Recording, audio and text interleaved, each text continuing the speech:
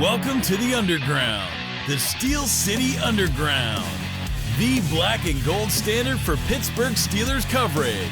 Now, here's your host, Joe Kuzma and Zach Celadonia. Hello, everyone, and welcome to another edition of the Steel City Underground podcast. My name is Joe Kuzma, and joining me here today, my good buddy, colleague, and pal, to do a little bit of Monday morning quarterbacking. I screwed that up almost again, Zach. Zach Flash Celadonia. What's going on, my friend? How you feeling on this Victory Monday? Great. I'm great. 2-0 club, baby. I'm super excited. Waking up after a victory, nothing like it on a Monday. I'm also off on Monday, so double good things going on over here. I got a steak thawing upstairs for dinner tonight. Got some chores done this morning. If the listeners can't tell, I do have a little bit of a cold right now, though, so that sucks. But if that's the worst thing going on right now in my life, I'll take it. Yeah, man. Again, a very low-scoring affair, inferior opponent, but I'm happy with it. You know what I mean? I mean, the alternative is you could be 0-2. You could be 1-1. But it does feel good because imagine being in the position of some other teams in the AFC North that are 0-2. You know, now Kansas City has a lot to do with that in these first two games. Thank you very much, Patrick Mahomes, Taylor Swift, and company. But, man, I'll tell you what, the Browns were about itty-bitty that close. If the Jaguars could get their head out of their ass, I mean, that team, I don't understand them, but yeah, it feels good to have a 2-game lead on the Ravens and the Bengals at this point in the season. I know it gets tougher going further along, and we'll be talking about a little bit about that, but I don't necessarily hate the outcome of this game. It feels a lot different, you know, than last season or any other seasons before, because the Steelers have been in command for the majority of these. I think so too. Yeah, I think it feels a lot different than the past few seasons. It won't necessarily reflect on the stat sheet. I know a lot of people are pointing out the amount of points scored and the stats from the offense, but you can just tell if you just watch the game, and the offense moves the ball a lot more consistently. First downs are a lot easier to achieve.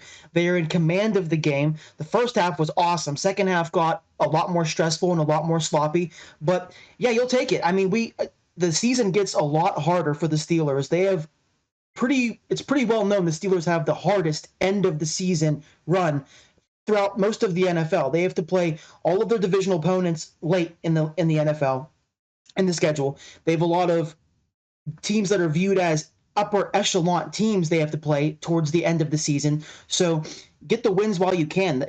It's going to get harder from here, and we'll take them as they come.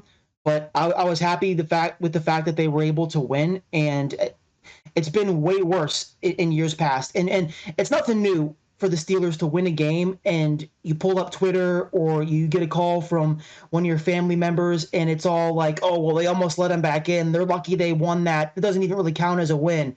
It does count as a win. Yeah, it definitely counts as a win. And come on now. I mean, now the first half was looking great. Justin Fields was like perfect, maybe close to perfect quarterback rating. There was a lot of good things, but you know, that's exactly it, man. It's like there's no style points for the dub. 13-6, like the previous week against the Falcons, could have easily been a lot more. I mean, first of all, who had Darnell Washington on their bingo card for Steelers' first touchdown of the season, or only touchdown of the season? Yeah, I mean, that was something else. I mean, about jumped out of my chair.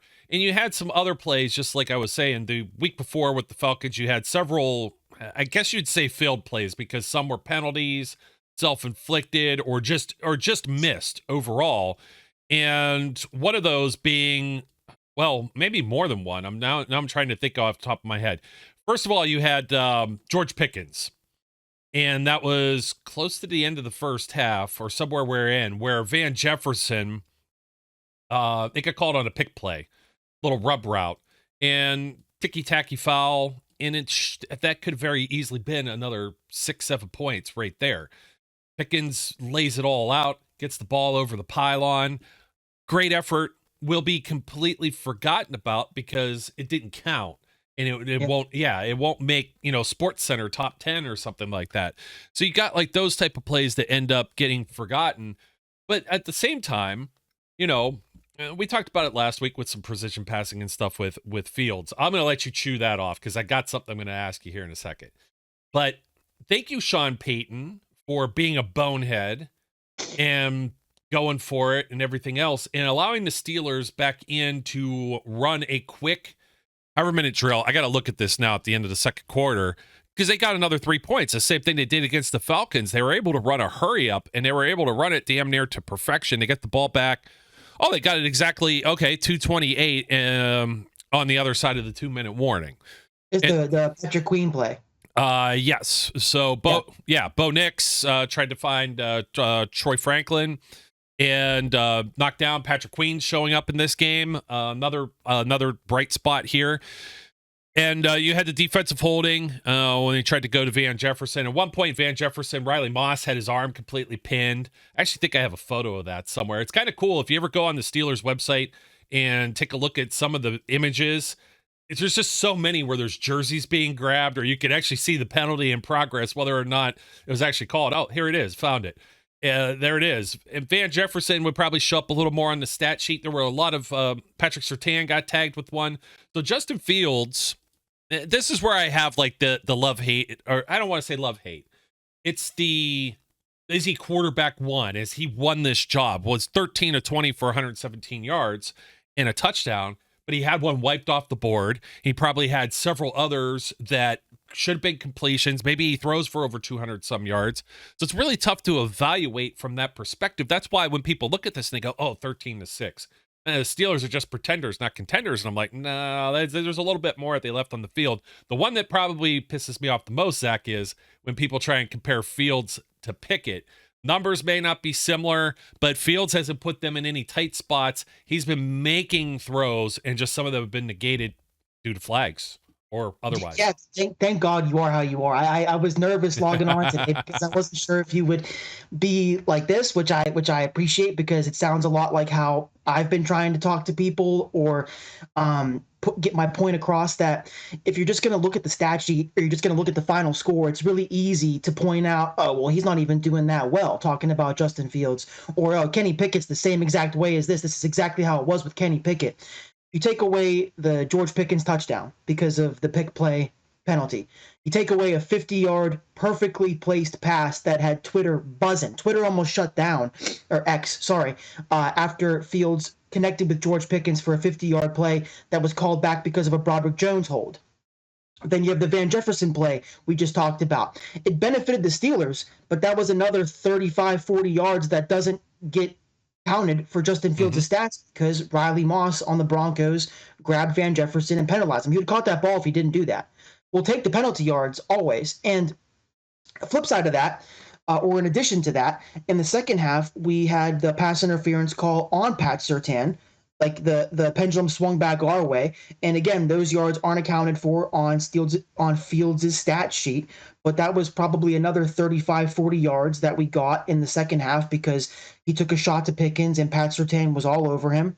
Funniest part about Pat Surtain and Riley Moss's penalties were the fact that they both were like hands in the air, complaining and crying to the referee. It's like, dude, it could not have been more pass interference. I know, they were bad.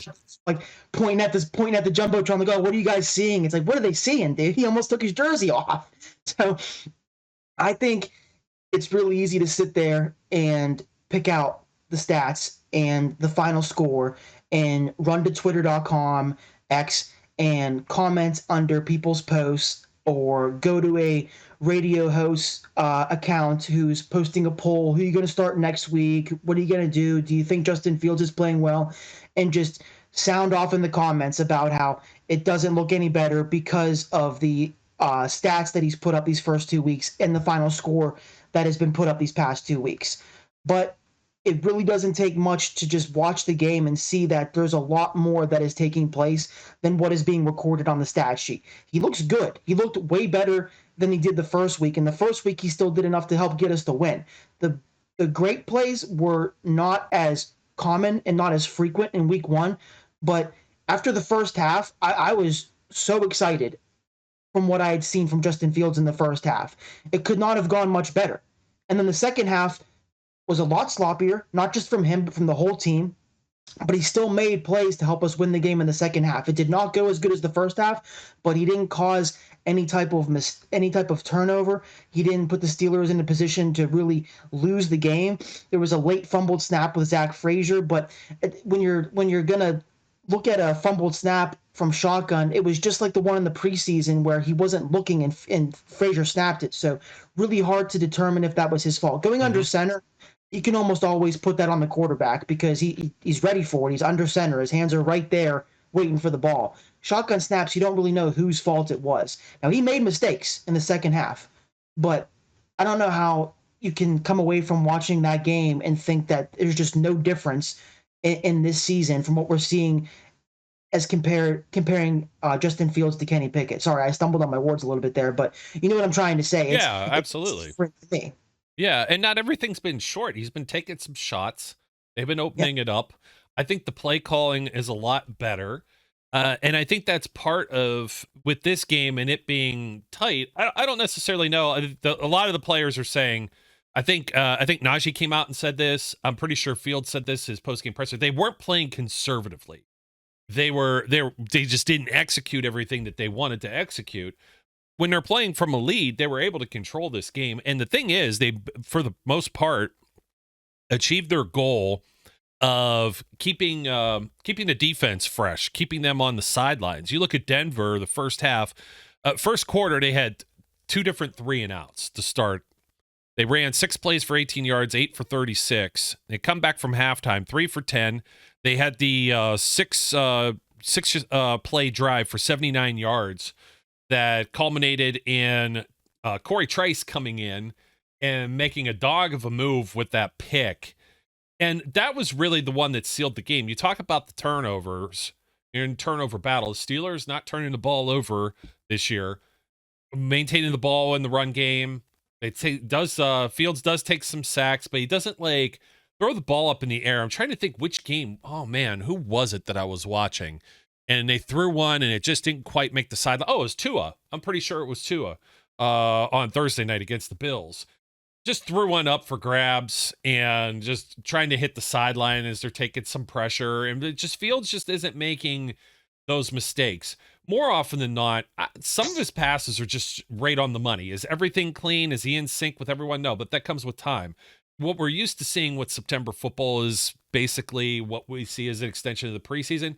That was Broderick Jones on Sunday. Yeah. Poor Broderick Jones. But yeah, go ahead. I think you've got something. I just think that, another point about the Justin Fields and coming away from this game, everybody in typical Steeler fan fashion, unhappy with the win because they didn't totally blow the team out and they let the team hang around the second half and it became a close call like the Steelers like to make most games. If this was Big Ben or if there wasn't a quarterback controversy and everybody wasn't trying to overanalyze every single thing Fields did, there wouldn't be much conversation about how Fields did in the second half. I don't think so. I think it would just be a typical Steeler victory where the first half went really well and the second half got sloppy and they let the other team hang around and it almost ended up screwing them in the end. It didn't, but the whole factor of the quarterback battle and the who's going to start next week and who's going to be the starter for the rest of the season, that has just made these conversations all the more unbearable online, because I think if there wasn't any issue right now, I almost wish Russell Wilson wasn't here, dude, because I feel like people would just be able to enjoy it a little bit more and not pick everything out that he did wrong and turn it into not blow it up into some giant mistake. You know what I mean? He missed a couple throws in the second half and there were a couple plays that you would like to have back, but the end of the game was almost put away at one point, and they called a conversion to Calvin Austin back because of another penalty. The Steelers' offense was really, really hampered by these penalties throughout the game. It wasn't just the first half. The George Pickens deep pass and the George Pickens touchdown are the ones that stick out. But the second half had their fair share too, where it would be 2 steps forward and 3 steps back. And I think that if this were Ben under center, and it was just a typical Steeler game from 2018, 2020, there wouldn't be so much talk about, evaluating his performance. It'd be more just about the Steelers almost losing the game, but still winning it in the end. And you're seeing it live time right now. If you're listening to our show, there's a lot more to talk about from the game besides Justin Fields. But because it's such a talking point in Pittsburgh, this is what we have to do. And it almost, I took myself off of Twitter last night because it was almost ruining the win for me, just seeing all the arguments unfold about who, right, dude? They didn't win enough, Zach. They didn't win enough. They got to win more. Do more winning. And it only happens every year with the Steelers whenever they don't put a team away by 2 or 3 touchdowns, but it's just worse now with the quarterback stuff. And I want to enjoy the wins because we've dealt with plenty of losses in this fan base the past few years. I want to enjoy the wins while we have them. It should be a good feeling when the Steelers win a game and they look good throughout most of the game on both sides of the ball. The defense looked awesome. Looked so good on yesterday. But we're stuck here talking about Fields for so much of the show, and so much conversation is about the quarterback room, and there's a lot more positives to take away from this game than just the quarterback situation. Yeah, I mean, no, it isn't pretty. You look at the team, and Steelers had 16 first downs. The Broncos ended up 13, but the Broncos were 2 of 12 on third down. The Steelers were only They were only 4. The Steelers were only 4 of 13, which wasn't fantastic either. And the Broncos actually outgained the Steelers 295 yards to 251. Steelers had the time of possession nicked at almost a full 5 minutes more, 32-19 overall for the game. Again, penalty yards. Steelers got tagged 10 times for 78. Broncos 9 for 124. So that tells a lot of the tale. Pass interferences. Yeah. The Broncos had the 2 spot of the foul penalties, which were huge for us, but that's why. That's almost like probably 80 yards right there between the Van Jefferson pass interference and the George Pickens pass interference, because they both were deep shots from Justin Fields. Yeah, and I mean, I get it. I didn't really agree with something I heard on the post-game show with Mike and Charlie Batch. There was something where they said, well, you haven't seen the Steelers really play from behind and have to do this, or and Charlie said 2-minute drill. I'm like, have you seen the last 2 second quarters? They both ended with field goals. I mean, they moved the ball extremely well, found George Pickens in space. Probably, Pickens gets not touched down, but whistled down when he wasn't in Atlanta. You had the pick play that should have been a touchdown. I'm like, I feel like they can move the ball pretty good, but there's no need to do that. It's Arthur Smith is controlling the ball. They're running the football. Let's see here. How many carries? 36 run plays for the Steelers. You had Najee Harris lead all ball carriers, 17 for 69. Nice. 4.1 average. Jaylen Warren, 9 for 42, 4.7. Didn't feel like he had a 4.7 average. They both had a long of 11 apiece, but they were getting chunk yards here or there.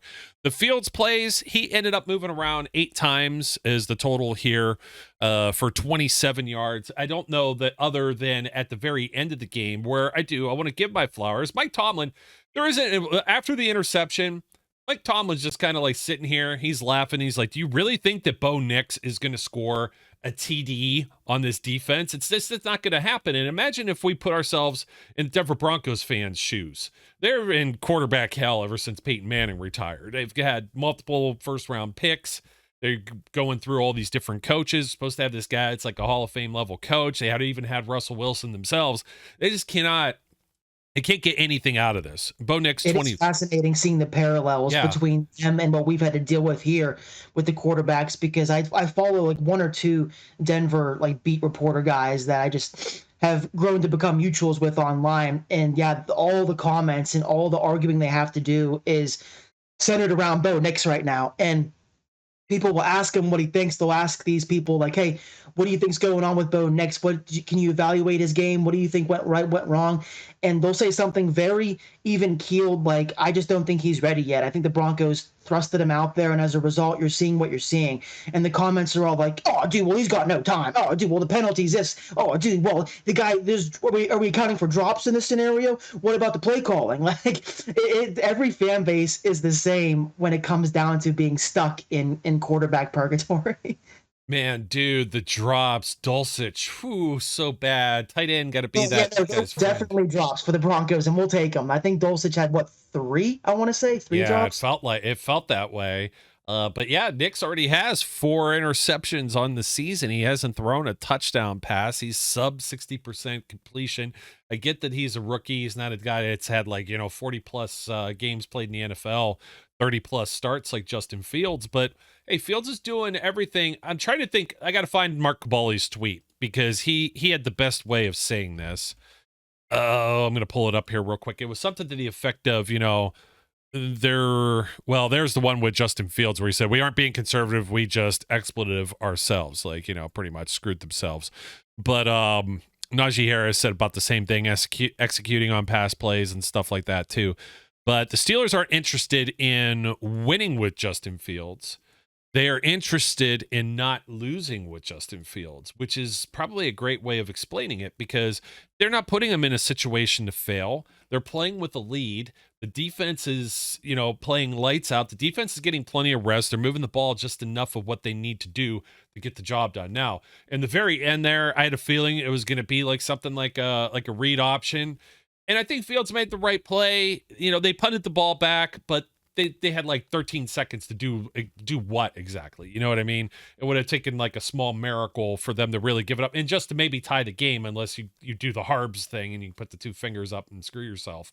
So Yeah, I thought it was I call too. It helped burn more lockdown. The inner selfish fan in me wanted him to throw for the first down to really stick it to people that were saying that he just wasn't playing good in the second half. But it was the right play call because I think when they snapped that ball for the read option, there was 30 something seconds left. So when they or more, when they punted it away, the guy caught the ball and was down with 11 seconds left. And you never want to feel too confident. If it was Patrick Mahomes and the Chiefs, I wouldn't have been that relaxed. But because it was Bo Nix and the Broncos who had trouble moving the ball all day outside of that trick play, I was pretty confident the game was over at that point. Yeah, it was. It was the trick plays, the biggest thing they were able to do. They had the clamps down. Now, I know looking ahead at other opponents, but right now you can't really convince me that the Steelers can't slow down the Chargers, who have played two miserable teams. They had the Raiders, and who else did they just? The Panthers. Worst team in the NFL. Yeah, I mean, you can't tell me, and they're going to be a West Coast team coming over. You can't tell me that the Steelers might not be able to have the same level of success, eke out another win. I think the reason why people are so, and the same thing with the Colts now, and the Colts are starting to get banged up, and they've just not, they've not fired on all cylinders yet either. They're an 0-2 team as well. Now, Chargers are 2-0, so it'll be a battle of two 2-0 teams when we look ahead later this week. I think people are looking at from the standpoint of points in the offense, and the offense hasn't been scoring points, gobs of yards, things like that. I mean, this goes back even to the last couple of years of Ben, especially the Matt Canada year with Ben Roethlisberger, where he retired. Just not a lot of 300-yard passing games and things of that nature. You want to see some more points, but as long as you score more points than the other team, is it sustainable? It's probably not preferred when you look around the NFL and you see all the shooting matches that you have with Mahomes or Josh Allen or guys like that CJ Stroud, and they're putting up all of these points. At the same time, you still got another guy there. If Fields falls on his face right now, let the other guy make sure he's 100%. He's a guy that's been in MVP conversations before. He's won a Super Bowl before. It's a winning quarterback that we know is able to push the football, or we still think he could. So it's not like you're just left out in the dark and this is all you got. This has been better. These games weren't going to be probably winnable with even Mitch Trubisky. Now, I won't say that about Pickett. I think Pickett somewhere middling in between there, but I still didn't see Kenny make some of those big or deep throws. But Fields, you sometimes you see the light bulb go off, you know what I mean? And some of those passes is just wow, he got that right on the money. How can you deny that? The other argument that I see too much of, and we've been talking mostly offense, but it's still surprise. It's still the wide receiver. Exactly. Still the wide receiver 2 stuff. Okay. Yeah. And Calvin Austin, he got hurt there at the end of the game. So we'll see what his availability is. But I mean, they've been kind of limiting Roman Wilson, letting him come along slow, which is what we probably thought was going to happen. But man, wide receiver 2, let's just play 3 and 4 tight ends. And I know it seems so bizarre, but the NFL is such a copycat league, and you see everybody try to do the same thing with the running quarterbacks and blah, blah, blah. It's the reason why Baltimore did have some of the success that they had before is because all they did was run the freaking football and nobody else was running the football. And I think you're starting to see the pendulum swing from these high powered, just pass heavy offenses over into the other direction now where teams are going to run the football. How do you match up against the Steelers with all of these tight ends? Everybody could catch a pass. Washington caught the TD pass. I know Freiermuth led the team. This isn't saying much. You want to talk about stat sheets and being robbed. So you got Freiermuth who caught all 4 of his targets for 39 yards, but Pickens only caught 2 for 29. Pickens he probably could have had over 100 yards and a touchdown. It's killing my fantasy team. Oh yeah, I mean, I can understand looking at the scores of these games. That's what I mean is I completely understand if you're just going to look at the scores of the games and why that would leave fans wanting a lot more. Because worrying about playing teams like the Bills and the Chiefs and the Bengals, that has merit completely. The Texans, their quarterbacks and their offenses are better than the Steelers. So that is going to be a difficult task for any quarterback to face it. How do I say this? My point is playing the teams like the Texans, the Bengals, the Chiefs, the Ravens, they're all good offenses and they all have good quarterbacks. Mm-hmm. So they're going to be hard to play no matter what. But the Steelers, they would have had more points in both of these past 2 games if not for all the penalties that were taking away from the Steelers and their offense. I think that the Steelers can still get it done versus those teams. It's just a matter of game planning properly for them.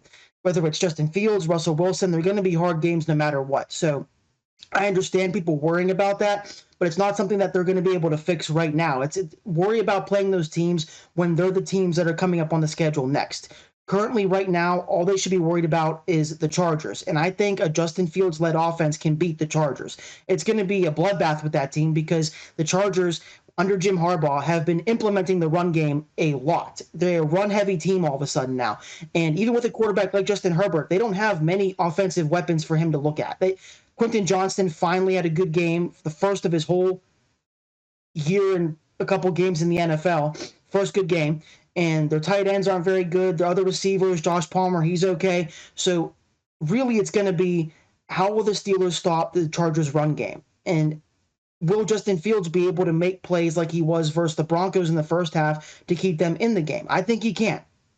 As far as playing those other teams like the Texans, the Chiefs, the Ravens, the Bengals, yeah, those are going to be challenging games. Those are the best teams in the NFL. I don't necessarily understand what putting Russell Wilson in over Fields makes people feel more confident in the Steelers offense that they'll be able to hang with those teams all of a sudden. That's the point I was trying to make earlier, and I couldn't figure out how to get it out. It's like the Steelers offense is moving about as good as you could hope for it to move, especially after what we saw versus the Broncos. If you're able to take a step back and realize that they had about 100 air yards taken off the board, 7 points taken off the board last game. So it isn't just 13-6. It isn't just 18-3 or whatever they beat the Falcons at. There's more points and there's more yards that have been achieved. They've just been taken away from the Steelers. No, I'm 100% with you on that. I kind of think, okay, so Fields should be the quarterback again this week, I would think.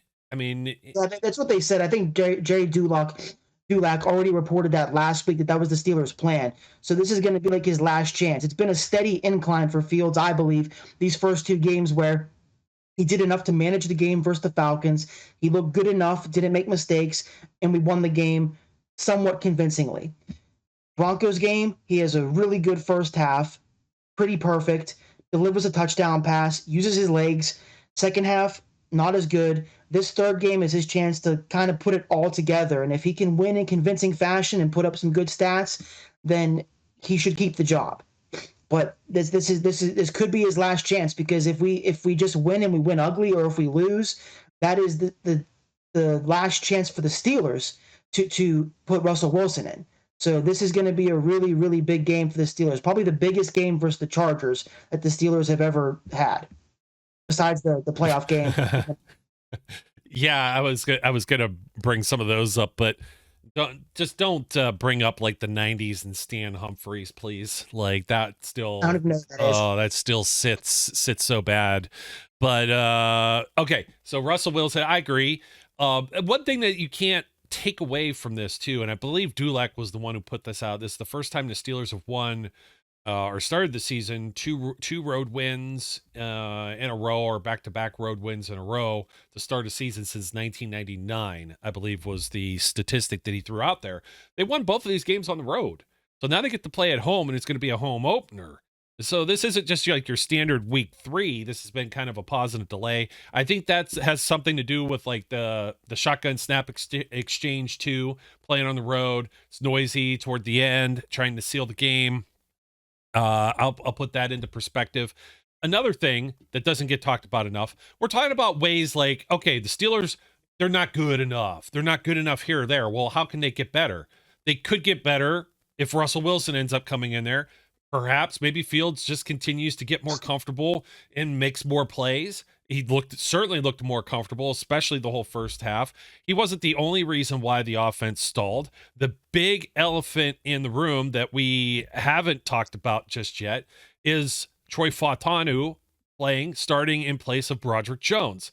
Now, Fautanu, that was basically a surprise to everyone. He's playing as the right tackle, but we knew that Broderick Jones was originally playing out of position for Chuks Okorafor last year, who played poorly at right tackle, and they put Broderick Jones in. Speaking of which, Chuks goes on the basically I quit list up in New England. Did you happen to see that? He like walked out on the team because he got benched. I've never heard of that list before until now. He played Antonio Brown. Antonio Brown wasn't even put on the list. He just left. But I saw that Chuks basically quit the Patriots because they benched him, I think is what happened. So I don't know what to say about that, man. That sucks for him. I never thought Chuks was like terrible, but as far as a starting caliber NFL tackle, he just never met that ceiling. Yeah, it wasn't Kendrick Green by any means. You know what I mean? Yeah, exactly. That's what I mean. Yeah. But that goes back to what I was saying with Troy Fautanu.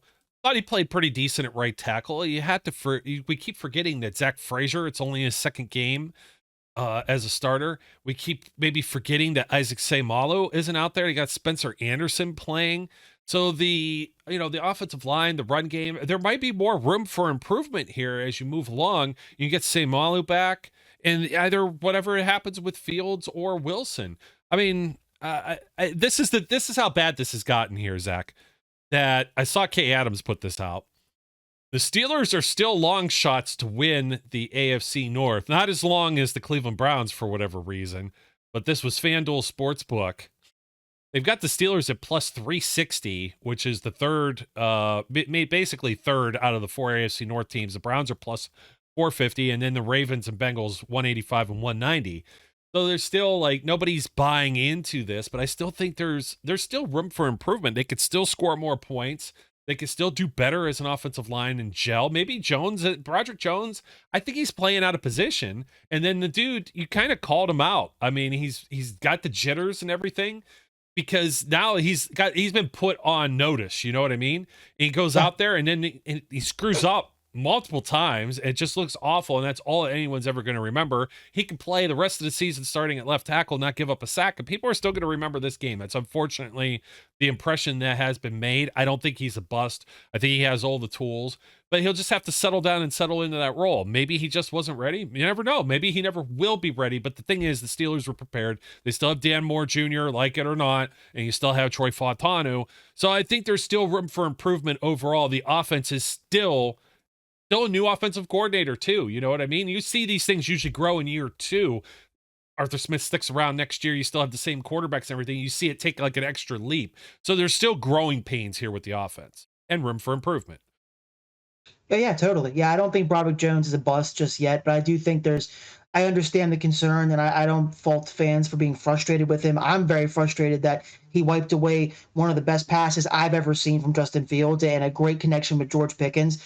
And it wasn't the only mistake he made all game. I know the Steelers are probably as frustrated as the fans. They invested in this guy. They traded up to get him. He's got a really high ceiling, but it just isn't coming together for him this season. I thought he looked better last year. And I don't know if it's the constant flipping back and forth between right tackle and left tackle they're doing with him that's messing with his development. I don't know if it's the fact that there's this like phantom injury, not injury with his elbow or his arm that people have talked about, but he denies. Fautanu definitely looks like the better of the two of them right now, which is good. At least they didn't swing and miss on two guys. But as far as calling him a bust, I think is a bit premature. There's still hope for him yet. There's been tackles in this league that have been drafted early and have just completely been trashed from the jump and have not improved. There's been some reason to believe in some plays you can look at where Robert Jones has looked pretty solid, but this year just hasn't gone well for him at all. And fortunately, yeah, he's taken his lumps, but Dan Moore is a good backup to have, and he's serviceable enough currently right now that the Steelers really aren't in a position of panic. I know that he isn't the preferred starting tackle opposite of Troy Fautanu, but if the Steelers need to be patient and sit Broderick down for a little bit and try to go back to him later, they have the luxury of being able to do that with Dan Moore, who, again, isn't your preferred starting tackle, but he's serviceable enough where it isn't a complete weakness on that side. And Frazier looks awesome. I think Frazier's going to probably be the all rookie center. I know we're only 2 games in, but he's just so good. He's a people mover, and he does everything the right way. You want to see him and Fields on the same page with snapping the ball, but those mistakes are seemingly becoming less frequent, so that's good. Spencer Anderson has been better than I expected him to be, filling in for Sumalo, and Daniels is still a good player. So the line looks pretty solid. There are a couple of times where guys get back there fast. I think in this game, one of the sacks for sure, I'll blame Fields for, that he held the ball too long, but there was one where they were in his lap right away. The holding call that got called on, I think it was Dan Moore, at the end of the game when Fields hit Calvin Austin for a first down. That sucked because that was unnecessary because they were back there really fast. So it's not one of the league's best offensive lines, but we've seen a lot worse. So I have a lot of optimism about where this offensive line is heading, regardless of how the Broderick Jones experiment is going or not going right now.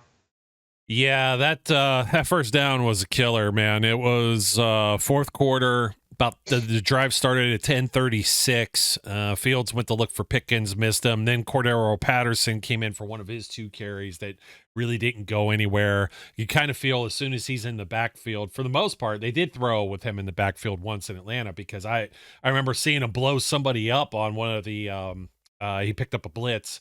But Denver, Denver wasn't just sending 4 all day. It was 5, it was 6. They were trying, and Fields was finding some of the open guys. So, I mean, hats off to him. Kudos to him. The Dan Moore penalty comes right after this. It was basically like a 3 and out because it was 3rd and 7 from the Steelers' 17, their own 17. They're still kind of backed up to their end zone, but the penalty took them back to their own 9, and it was just a running play with Jalen Warren then to give them a little more breathing room to punt the ball. That's why it feels more conservative than what it was, because yet again, another play that was taken off the board. So the Steelers, they will they're going to have to do better with some of this stuff, obviously, but we've seen quite a bit of this throughout the years where teams get penalized, especially earlier in the year, and they end up cleaning it up. And it's good that they didn't necessarily shoot themselves in the foot entirely. They were still able to outmatch their opponents. Now on defense, the other thing about Fields, what did I have here? 7 different guys completed a pass to 7 different players. So you had Freiermuth, Pickens, both backs with Warren and Harris, Van Jefferson, Calvin Austin, Darnell Washington. And pretty much kind of the same thing the week before. So he's not just honed in on one player at all times. It's getting spread around. It feels like you have an actual offensive coordinator, even if the offense isn't, lighting up the scoreboard just yet. 100%. Dude, Arthur Smith, it's night and day for Matt Canada. It's completely different. And this goes back to what I've been harping on this whole time, this week and last week. The stat sheet isn't going to reflect it. The scoreboard won't reflect it. But if you can't sit there and watch the game and think the offense looks objectively better than it has these past few seasons, you don't know what you're watching. Again, there's a lot of stuff being wiped out by penalties, and they're shooting themselves in the foot, but the offense is moving the ball so much more consistently and way more easier than they have in years past. And Arthur Smith is doing a really good job with what he's been given. He knows how to utilize his players. A lot more play action, a lot more first downs. It isn't as it was like pulling teeth these past few years, just begging for a first down like every other possession. Now you're almost starting to expect the ball to be moved like that. You can feel it in yourself when you're watching the game. It's like that much more of a disappointment when we don't move the ball, because it's become seemingly easier than it has been the past few years. And that can all be tied back to Arthur Smith for sure. Yeah, we haven't talked enough about defense. All we had was the Corey Trice pick. But I mean, the guys were getting there. Denver's offensive line, I felt, played a little better than the Falcons did. TJ still gets a sack. Alex Highsmith got back there, so they registered on the stat sheet this week. But I continue to be impressed with Dante Jackson. I continue to be Yeah. impressed with Deshaun Elliott. Like, Oh yeah. He's been dynamite. I know that like Minka, his name hasn't been called. There hasn't been a whole lot anywhere, and the teams are like just staying away from him.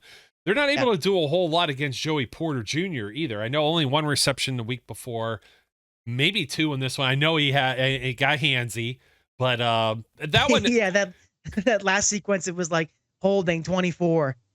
Holding 24, hands to the face 24, and he's great. He's our corner one, but that was like a red flag about him coming out of the draft that he gets handsy, and I think the hands to the face was pretty ticky tacky actually. And fortunately, one of it those wasn't holding even calls.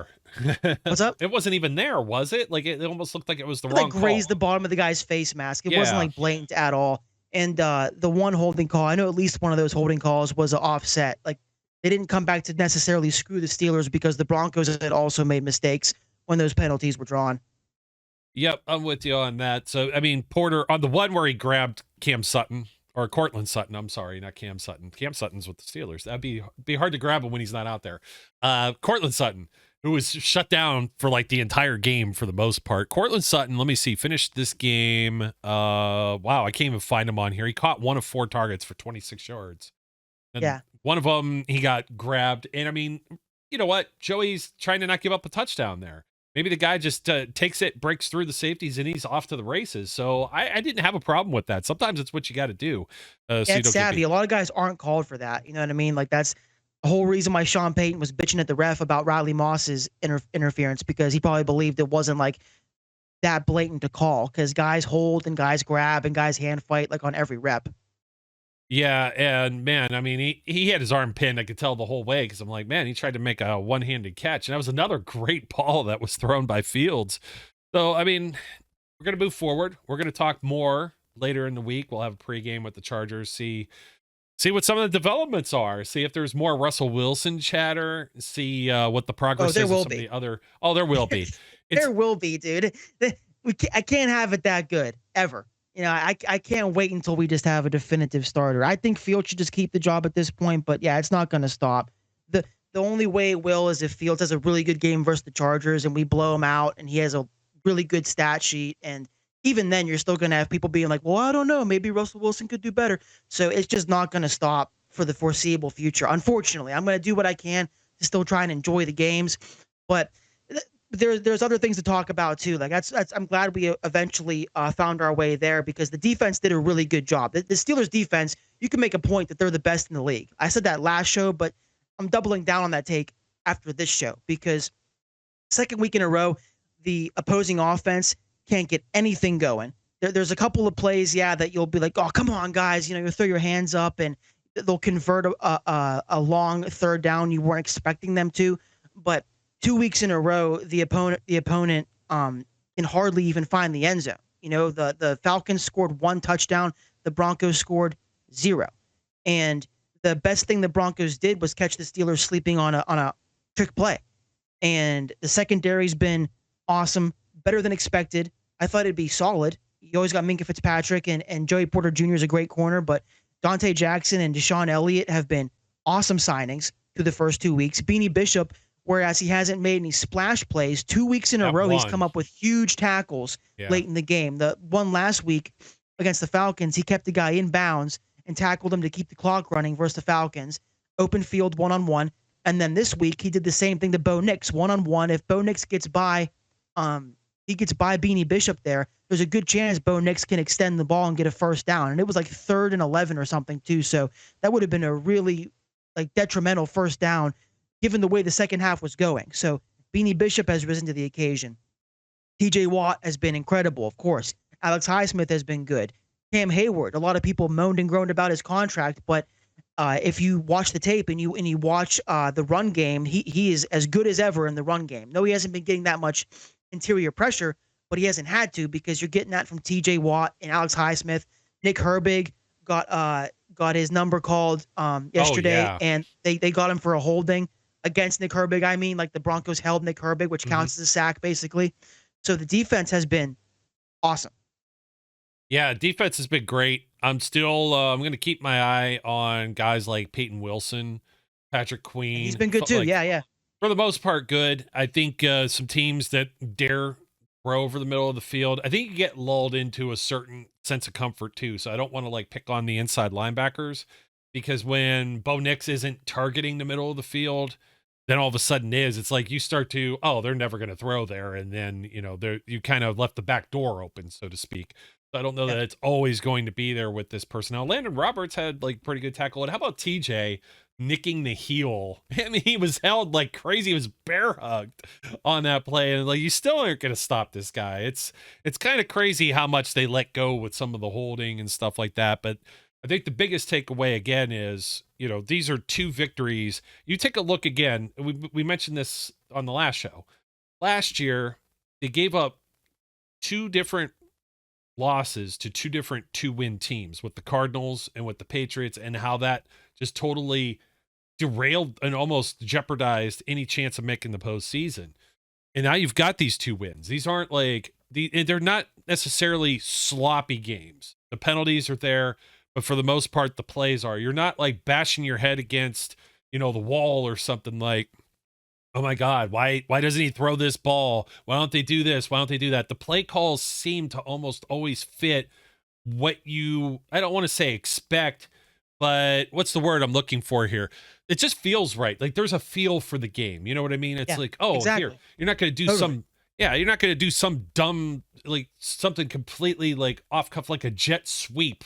Like as soon as you got some momentum and going in your favor, and all of a sudden you lose 8 yards and it's 2nd and long, and then you can't even like generate anything, and you end up punting. You're 3 and out. It really feels like there's a flow. The Dan Moore hold is like that's the perfect example of that. Also, I want to say too, like with the Broderick Jones thing, Charlie Batch came out and kind of defended him too on the one play. I think it was the one that ends up.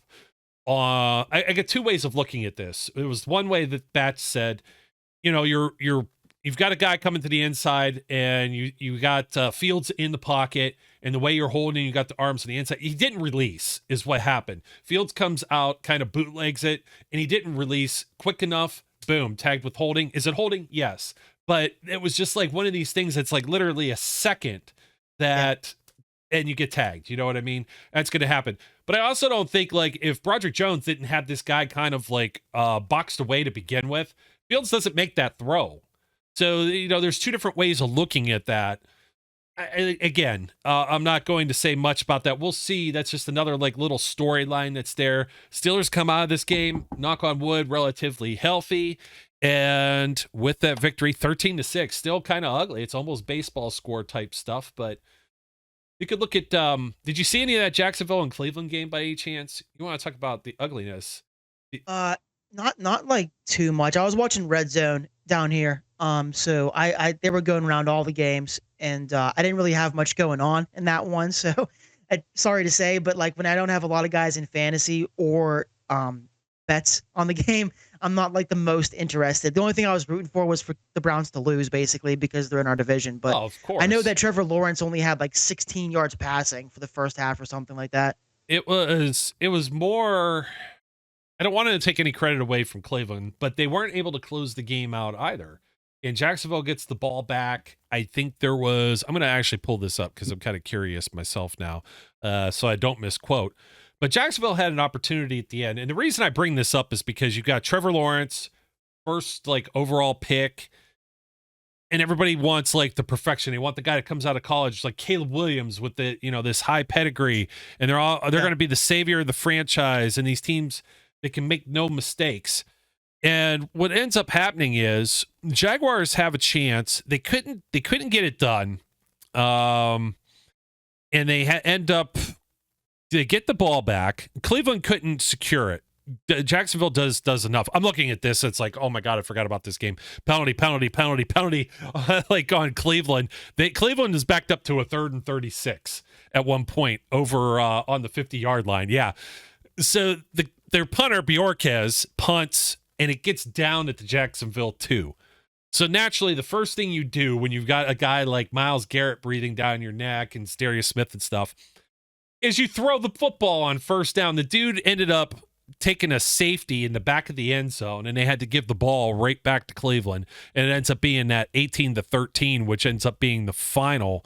After they did end up getting the ball back again with about a minute and a half left, they tried to move the ball, and there was like no time on the clock, no timeouts. Like, it's just completely poorly coached. For all the more that people talk about Mike Tomlin, or they're going to rag about whatever with low scores, 18-13 isn't necessarily a blowout type score either, but you have a Jacksonville team that has like all of this money that they spend, all of these top picks. These are teams that the NFL's designed with parity to, lift these teams up so they can compete against the teams that are always winning, like the Steelers, the Packers with Malik Willis. It's like, holy cow. There were so many on the yeah, dude, my dog, Malik Willis. The bingo card. The Raiders, 26-23 in Baltimore. Like, there were some of these games, but the Packers, 16-10, just getting it done with the backup quarterback.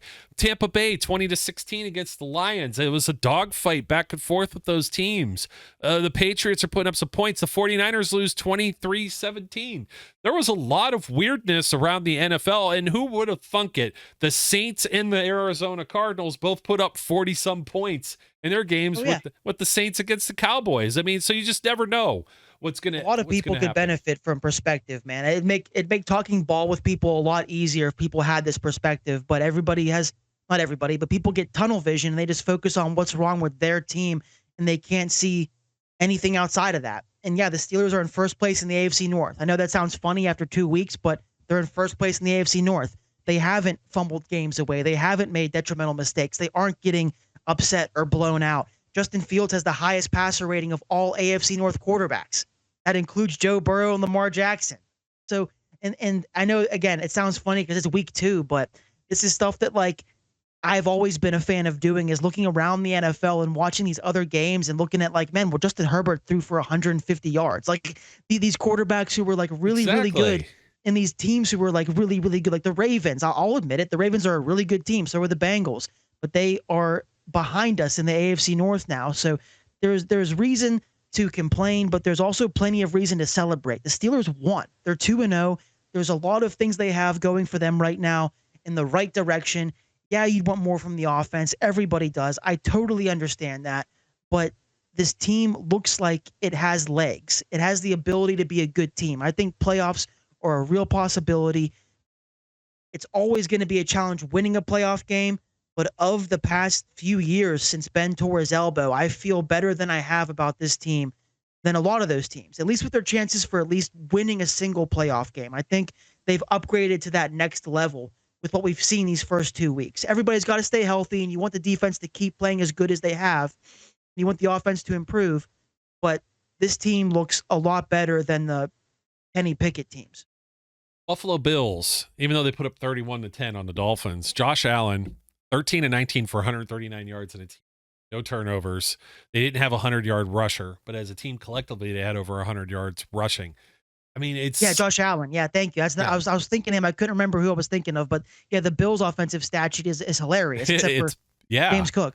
Yeah, I mean, there wasn't anything there. It was like Khalil Shakir, 5 for 54, Dalton Kincaid, 4 for 33. They were all like chump numbers. So you can't just always stat sheets it to death. The only one that counts on that stat sheet is the one in the victory column. So the dub. Flash, man, good having you on. I think we've kind of beaten the dead horse. We're becoming a broken record here, so we're going to put a bow on this one because there's always so much more you could say. But perspective is something. People will be like, well, it doesn't matter because I only follow the Steelers. It's like, too many people play John Madden football, and they play it on rookie. That's the way I look at it. They're used to putting up, they create their player with 99 stats all across the board, and they're themselves in whatever uniform, and then they throw for 5,000 yards in a game or rush for 18 touchdowns, whatever it be, some Al Bundy numbers. So, and it's the Chiefs, it's the Texans, it's the Ravens, it's the Bengals, everybody, the Bills. They worry about playing these teams. Well, guess what? They have top 5 quarterbacks. I'm a big Justin Fields fan. That's evident, but I can admit he's not a top 5 quarterback. I think at his peak, at his top potential, he can flirt with top 10, top 11, top 12, but he's not a top 5 guy. You need the rest of the team to help him out. And they can beat the Bills. They can beat the Ravens. They have many times. They can beat the Bengals. They can beat the Texans. The Chiefs, I don't know. But they can hang with these teams. It isn't just a matter of like, oh, because of the fact that they scored 18 and 13 their first 2 weeks, there's no way they're ever going to beat any of these better AFC teams. They 100% can.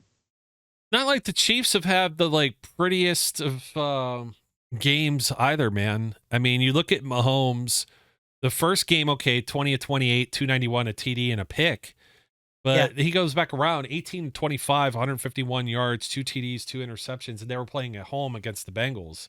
I mean, it wasn't the cleanest of games for him. Yeah, listen to that stat line. Listen to that. That's Patrick Mahomes, man. Jeez. Yeah, I was just saying they're the the powerhouse, the poster child of the NFL, like the best team in the NFL. So that's why I said they should be. I mean, I don't feel as confident playing them, but it's doable. It's doable. We watched TJ Watt single-handedly score against them. And it was like, you're saying there's a chance. I thought we were winning after that. 100%. I know. It's like, Super Bowl. Yeah, I know. They just played him like a couple of weeks right before that. So the reality started to sit in on what happened. Just familiarity sometimes with the opponent. Not always the best of things. So, well, there's an opponent we're not all that familiar with coming to town. We'll talk about that later this week, previewing the Los Angeles Chargers. I'm sure their fan base will be flocking to Pittsburgh to see the game or not. Yeah, all 3 of them. Yeah, all 3 of them. So it should be interesting. We'll see what their resurgence looks like or doesn't look like. 2-0 Chargers, 2-0 Steelers should be fun, and we'll find out more. We'll be talking more starting quarterbacks and everything else. But until then, folks, don't forget to like, comment, subscribe. My name's Joe. His name is Zach. Till next time, we encourage everyone out there to be safe, be good, and we'll catch you later. We would like to thank you for listening and remind our listeners to follow us on social media and our website, www.steelcityunderground.com.